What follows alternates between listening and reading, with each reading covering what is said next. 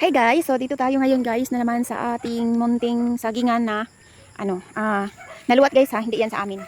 May agreement about sa mga years, kung how many years, ganyan. So ayan guys, dito tayo ngayon guys.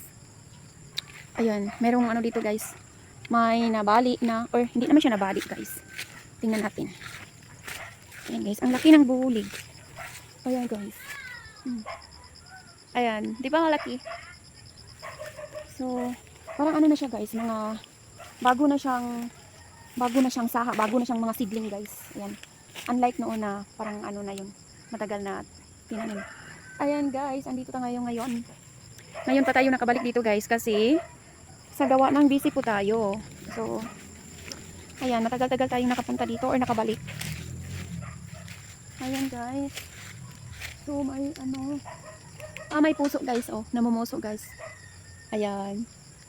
So, ganito lang yung cam ko guys kasi hindi siya mabak. Iwan ko. Ang dami na ng ano guys, bunga ng ating papaya.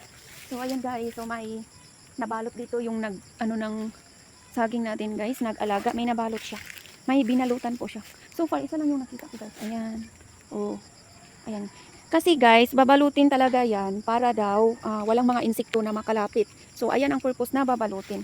Tapos, itong saging guys, hindi po siya, kumbaga, manakaw. Kasi, ano pa lang siya guys, kung sa Bisaya pa siya lingkod guys, or young pa siya guys, talagang kunin na siya, katagain na po siya guys, para, i-export, ganun.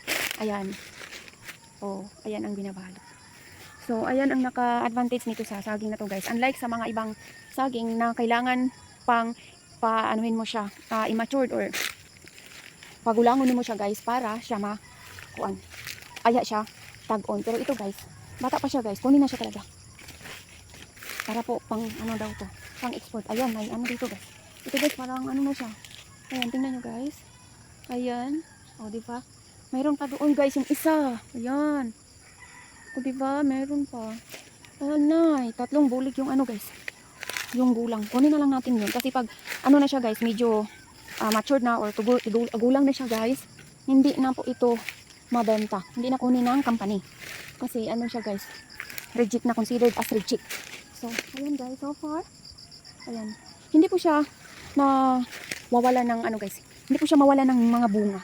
Kumbaga siya guys, slowly po siya.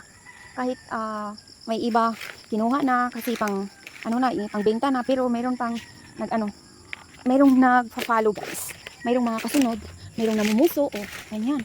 Ang dami pa lang guys. Makuha natin ito na gulang na guys kasi hindi na siya pwede. Hindi na siya madala sa sa kumpanya. Yan ang story ng saging guys. Yung saging na natin, yan ang story. Kunti lang ito guys, or maliit lang po ito guys. Ayan. May siya guys. Ayan. So may bunga siya dito guys. Ayan guys. Ay hala, ang daming bunga guys.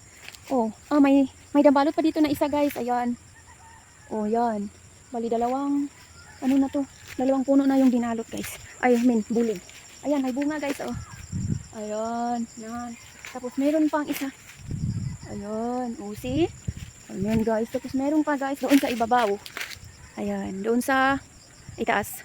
Asan ba? Hindi ko makita masyado. Ayan guys. Basta, meron. Natabunan lang po siya sa dahon. So, akad na tayo dito guys. Sa bandang meron pang nababalot. Dalawa yung nakita nating binalot. So, ito guys. Pang 3. Ayan guys. Pang 3 yan. At saka yung isa is pang 4 yan. Yan. Pang 4 yan. So, ayan lang guys. Ayan lang guys.